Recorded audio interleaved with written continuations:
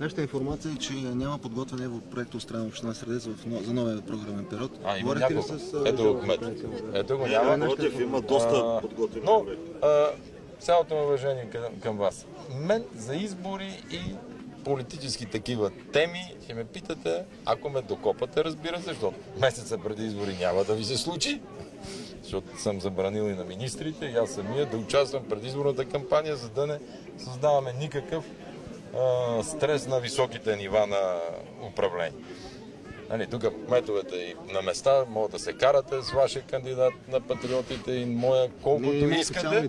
Трябва да пазиме стабилността на държавата и затова ще дам примери в това отношение. Главна прокуратура констатира 200 гласа извън община Средец, доказано, а ГРАО 680. Малко така. Ли това? И помните ли, заедно с вашата парламентарна група, защото сме заедно, аз от трибуната на парламента задължих партия ГЕРБ да подкрепи на Мая Манолова текста и това да го няма. Помните ли?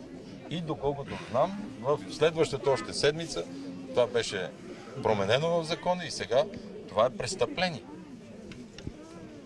Така че от тук нататък няма да го има. Отговорност тогава, що не е престъпление? Не, аз търся отговорност. Ако има такова нещо, прокурора ще дойде веднага, ще му каже добър ден. Както и полицията, както и всички останали. Ако този човек е Иван Желов? Който ще да е.